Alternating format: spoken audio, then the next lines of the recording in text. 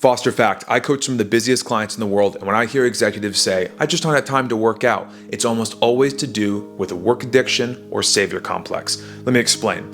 When people say they're addicted to their work or they're addicted to the grind or they just love being at the office, I'm such a workaholic, it usually has way less to do with the actual work and a lot more to do with the people, relationships, and commitments outside of their work. These business people, executives, unfortunately mostly men, do not have the ability to function normally in a non-business setting because they have literally programmed themselves to only see things in capitalistic terms with absolute tunnel vision. Without potential business opportunities or deals being made, they do not feel comfortable because oftentimes that means facing the internal reality that while they have already made all the money they will ever need to set themselves up and set their grandchildren up for a completely painless life, they may have to face the reality that they have absolutely no purpose beyond generating wealth and oftentimes having broken or splinter relationships with their family, their spouses, and their kids because they have consistently put work before social and familial obligations, always saying, oh, just one more time, I'll just skip this one basketball game,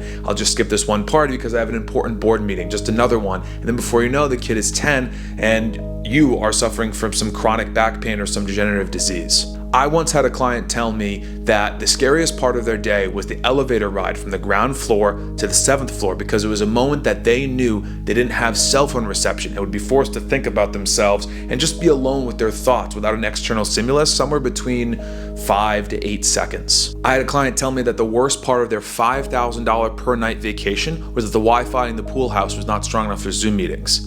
Guys, make no mistake about it. Work is an evolutionary and emotional dead end for two reasons. First, unlimited growth is an artificial idea created by human capitalism. It is naturally unfulfilling because there is no endpoint. There is no place to stop. The company can always grow more, do more, and generate more. So even as the CEO, you have created a hamster wheel for yourself that you will continue to spin on endlessly. I used to think CEOs were just like really hard workers that knew how to grind in short bursts and then take a bunch of time off to hang out in their yacht, French Riviera. But it turns out that type of rest relax cycle is exceedingly rare. Most of them are slaves and masters, both the criminal and the executioner. I used to say something to the effect of, you have all this money, why not stop working? Why not go relax? It's not like your product is going to change the universe, which would obviously be an exception to that. And I discovered that they're not doing it for the money. They're doing it for escape from introspection. And if you're still watching this video and you're thinking, fuck, that's me, you can get out of the cycle. And I promise you there are more fulfilling things that are less harmful than endlessly slaving away behind work calls and running away from your problems. Focusing on your health, both physically and mentally, is one of the most emotionally rewarding things you can do in your life, especially if you're unhealthy. There is no greater medium for recapturing and regaining control of yourself, your body, your mind, and your soul.